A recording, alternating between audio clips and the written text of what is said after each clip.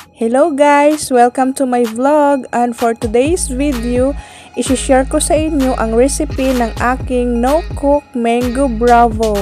Bakit no-cook? Kasi instant to at hindi na kailangan natin mag-bake or mag-steam.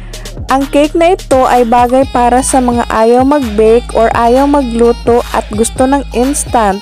At sa mga busy mom katulad ko na nagka-crave ng cake, kaya gagawa tayo ng instant cake. Ito ang no-cook mango bravo. Ito ang ating mga sangkap sa no-bake, no-cook na mango bravo. 1 pack of fudgy bar. Combo flavor ito guys ha. At 1 pack of graham crackers. 2 pack of Alaska Crema na all-purpose cream. Wala kasing Nestle cream guys kaya Alaska Crema yung gamit ko ngayon. At 1 cup of dulce de leche. Kung walang dulce de leche, pwedeng 1 can condensed milk. Marami kasi akong dulce de leche guys kaya dulce de leche ang ilagay ko dito. Pero kung wala, condensed milk ang gagamitin nyo. At syempre, meron tayong hinog na mangga.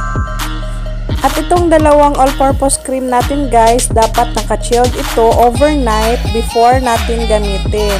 Lahat talaga ng whipping cream guys na liquid base, dapat naka-chilled muna before natin gamitin para tumigas siya at maganda siyang i-beat.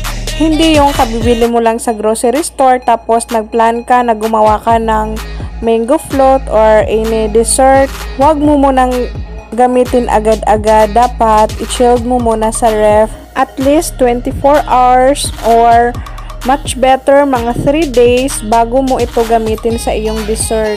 Unlike kung pang-ulam, 'di ba minsan maglagay din tayo sa ulam natin ng all-purpose cream. Okay, no need na natin siyang ilagay sa ref. Yung kung gagamitin natin sa mga pang-ulam na mga pagluluto. At pero pag cold dessert, dapat naka-chilled talaga. Paulit-ulit lang ako guys, no? At ngayon, ibibit na natin ang ating all-purpose cream from low speed to medium speed. Kung wala kayong stand mixer guys, pwedeng gumamit ng hand mixer. At ngayon, i-add ko na ang aking 1 cup of dulce de leche. Again guys, kung walang dulce de leche, ang gagamitin nyo ay condensed milk na naka-chilled pa rin overnight. At ang gagamitin nating pang moldy guys ay itong baking pan ko na square pan. At lalagyan lang natin ng cling wrap sa ilalim at sa side by side niya para hindi tayo mahirapan pagkuha sa ating cake kung na-assemble na natin ito. Kung walang cling wrap guys, pwede rin kayong gumamit ng kahit anong cellophane.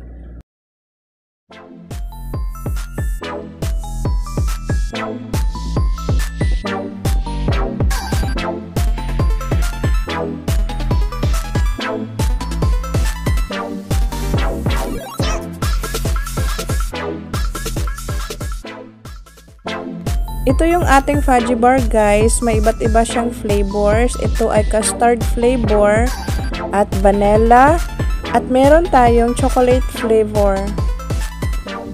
At ngayon, i-assemble na natin ito guys. Uunahin natin ang graham crackers. I-file lang natin ito para lang tayong gumawa ng mango float. Halos magkapareho lang ito ng mango float guys, pero kakaiba lang, meron tayong mga cakes na instant cake na mga fudgy bar. Layer per layer pa rin yung pag-assemble natin guys. Kaya panoorin nyo lang tong ginagawa ko.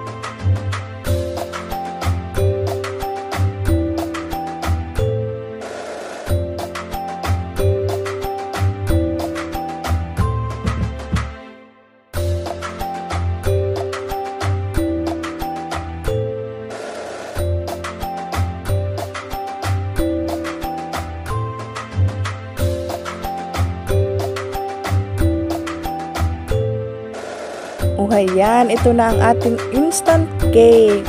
Itatap lang natin ito guys bago natin ito ilagay sa freezer. Para maset yung krema niya sa loob ng ating molde. O diba, napakadali lang gawin at napakamura din ang mga ingredients niya. At ngayon, ilagay natin ito sa freezer guys para tumigas siya at mas lalong sumarap.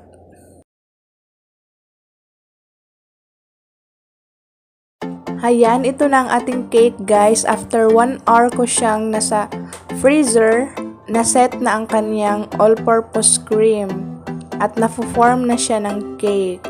At ngayon, maglagay na tayo ng frosting. Ang gamit natin ngayon ay Vivo Whipping Cream.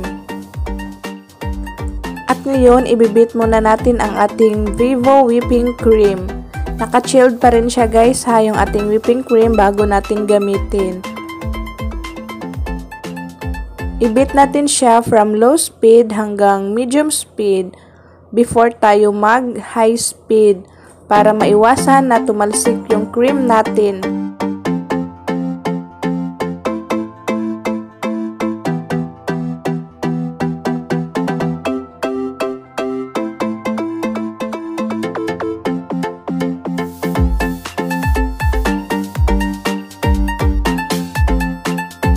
At ngayon, mag-add tayo ng food color guys. Itong gamit ko ngayon ay liquid food color na Chef Master ang brand.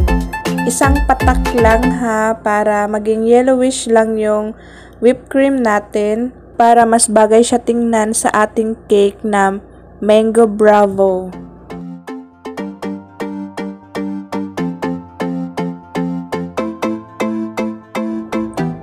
Binit ko siya almost 2 minutes lang. At ito na guys, magfo-frosting na tayo sa ating cake, sa ating instant cake. Sa magtatanong bakit iba't ibang brand ng whipping cream ang ginagamit ko or iba't ibang klase na whipped cream, gumagamit din ako ng paste or liquid. Kasi guys, binabagay ko sa cake natin. Depende sa cake na ginagawa ko, yung whipped cream na gagamitin ko. Like for example, dito, mas bagay siya yung liquid na whipping cream ang gagamitin natin. Samantalang yung paste naman na whipped cream, bagay siya for customized cake. At sa mga pang-piping, like sa paggawa ng mga flowers, yung na-vlog ko na before, paste na whipped cream yung ginagamit ko doon. Star tip yung gamit kong pang-piping guys. At kumuha lang tayo ng piping bag, ilagay yung icing, tapos ka-cover na natin sa ating cake. No need na natin itong ipa-smooth yung ating cake dahil makavera naman ito sa ating icing na pinapipe ko. Sa mga hindi pa nakasubscribe sa aking channel, mag-subscribe na kayo guys dahil marami pa akong mga tips, mga technique na i-share ko dito. At huwag kalimutang pindutin ang notification bell para ma-notify kayo sa mga next vlog ko.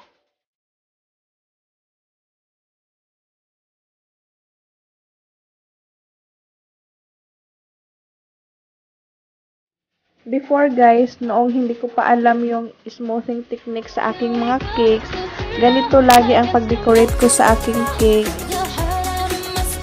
Nagpa-pipe lang ako sa gilid niya para hindi halata na hindi smooth ang kanyang surface.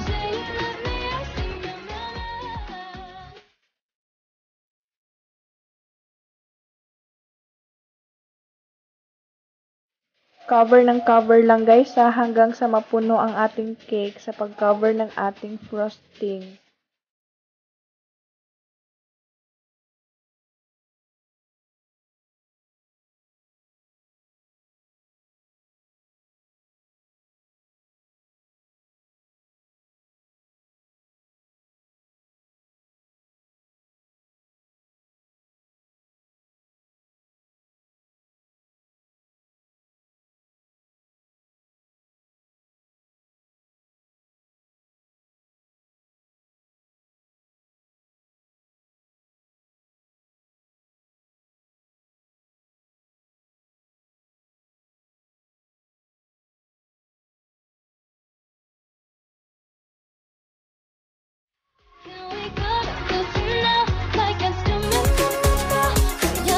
At ngayon, maglagay na tayo ng mangga na sinok ko ito sa sugar syrup para maiwasan na mangingitim yung mangga natin.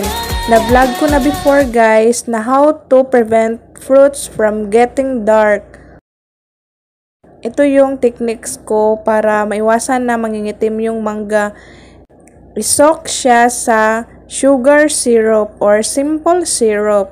Sa mga hindi pa nakapanood ng vlog ko before, panoorin nyo yun guys, yung how to prevent fruits from getting dark. Second vlog ko yun since nag-start ako dito sa YouTube.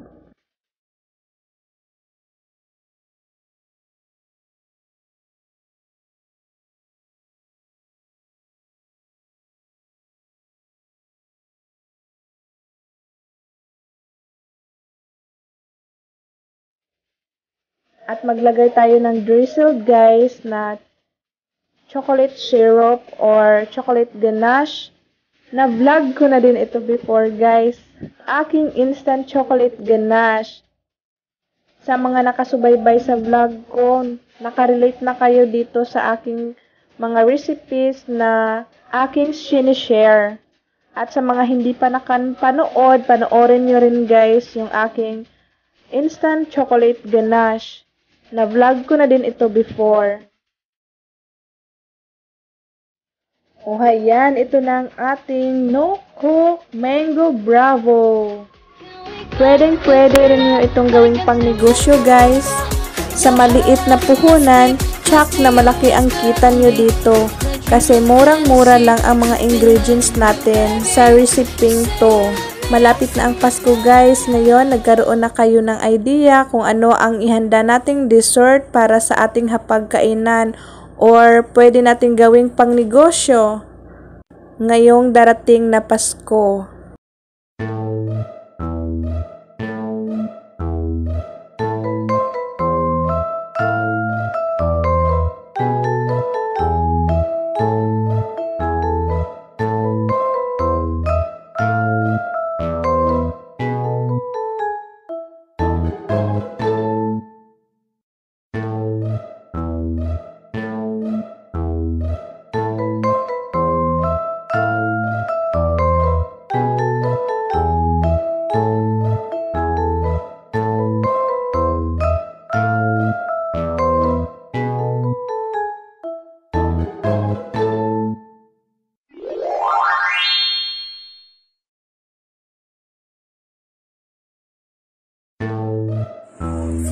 It's tikiman time! Ngayon, titikman namin ni Zian ang aming ginawang mango bravo na no-cook.